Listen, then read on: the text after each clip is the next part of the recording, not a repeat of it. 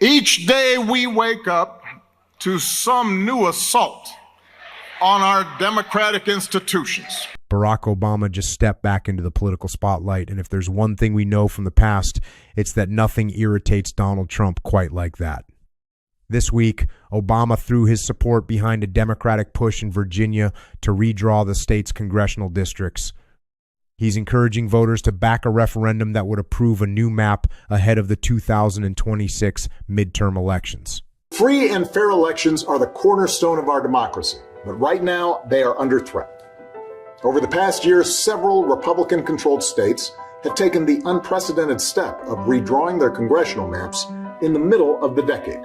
And they've done it for a simple reason: to give themselves an unfair advantage in the midterms this fall. In April, Virginians can respond by making sure your voting power is not diminished by what Republicans are doing in other states. In a video message, Obama described the plan as an effort to balance things out and protect voters from what Democrats say has been aggressive redistricting by Republicans in other states. The proposal would create a new congressional map that could potentially give Democrats a few more seats, but only if Virginia voters approve it in an April referendum and the courts give the final green light. Every day you wake up to things you just didn't think were possible.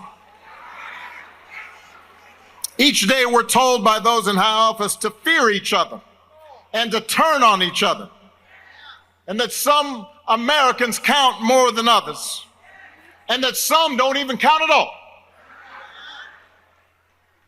Everywhere we see greed and bigotry being celebrated, and bullying and mockery masquerading as strength. We see science and expertise denigrated, while ignorance and dishonesty and cruelty and corruption are reaping untold rewards. Every single day we see that, and it's hard to hope in those moments. So it may be tempting to get discouraged, to give in to cynicism. It may be tempting for some to compromise with power and grab what you can, or even for good people to maybe just put your head down and wait for the storm to pass. But this man, Reverend Jesse Lewis Jackson, inspires us to take a harder path. His voice calls on each of us to be heralds of change, to be messengers of hope, to step forward and say, send me. Wherever we have a chance to make an impact, whether it's in our school, or our workplaces, or our neighborhoods, or our cities, not for fame, not for glory, or because success is guaranteed, but because it gives our life purpose. Because it aligns with what our faith tells us God demands. And because if we don't step up, no one else will. How fortunate we were that Jesse Jackson answered that call. What a great debt we owe to him.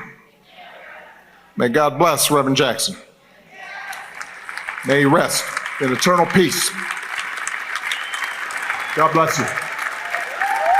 Now, as we mentioned earlier, Democrats say the push in Virginia is basically a response to Republicans trying mid-cycle redistricting, something Trump has been openly encouraging in places like Texas. And we've seen something like this before. Remember what happened in California with Proposition 50? The plan was supposed to shake things up politically, but after the Supreme Court cleared the way for it to move forward, it ended up completely blowing up in Trump's face. This narrative that, Democrats are in disarray and that no one can figure out, how to talk about Trump or defeat Trump, I think Gavin Newsom is a pretty good test case for someone who knows exactly what to do. So he's now number one in the betting markets for who's going to be the Democratic nominee, which was not the case when Trump came into office. Prop 50, which is Gavin Newsom taking on Donald Trump in this redistricting fight from what he wants to be done in Texas, is going to be a huge success. The Republicans aren't even funding the effort against it anymore. I mean, the approval, I think it's at 57%. You have even the OC, Orange County, which is very conservative, turning out to say, yes, we should redistrict. Democrats are doing better and better on the generic ballot, portends well for the midterms. You have key constituencies that Trump won. Greg, we already talked about it in the green room. Young voters, cratering with them. Latino voters, 27% approval. It was 44% when Trump came into office. And headline after headline about this administration is layoffs. UPS, Amazon, Intel, Nestle, thousands of people losing their jobs. So I think that says that Democrats are doing a good job, certainly in Gavin Newsom talking about this, and that Americans are going to try voting for us in the midterms. Jessica, so wait, just to be clear, those people are losing their jobs, hence, the Dems are doing a good job. No, hence that Trump is not doing a good job, and it is translating to support. Amazon is cutting out people because of AI. Therefore, the Dems are doing a good job. That's what I heard. It's not the job of the president to be able to manage the American economy and ensure that Americans can stay in their job. And Obama also stepped into that conversation, which is exactly why his involvement matters so much. He's not just casually commenting on the issue. When Obama speaks up, it signals that Democrats see this fight as part of a much bigger national battle tied directly to Trump's influence. And let's be honest, the moment Obama gets involved, you know it's going to get under Trump's skin. Trump's political rise was built in large part around going after Obama. From the early birther conspiracy theories to years of exaggerations and attacks, and even more recently suggesting Obama somehow had something to do with the Epstein files. There are very few people who trigger Trump the way his predecessor does. Our president will start a war with Iran because he has absolutely no ability to negotiate. He's weak and he's ineffective. So the only way he figures that he's going to get reelected, and as sure as you're sitting there, is to start a war with Iran. Now, I'm more militant and more militaristic than the president. I believe in strength. But to start a war in order to get elected, and I believe that's going to happen, would be an... And if history tells us anything, it's that whenever Obama jumps back into the political conversation, whether through a speech on the campaign trail or by calling out policy decisions, Trump rarely stays quiet about it. Did you ever hear of Barack Hussein Obama? Barack Hussein. Who likes Barack Hussein Obama? Who doesn't like him?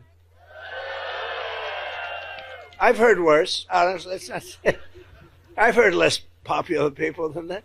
Even years after leaving the White House, Obama's voice still carries serious influence. When he speaks up, it gets attention.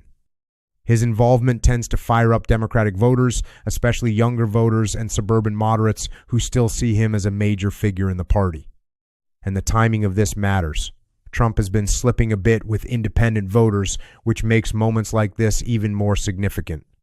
Because this isn't just a technical fight over one state's congressional map, what happens in Virginia could actually help shape who controls the U.S.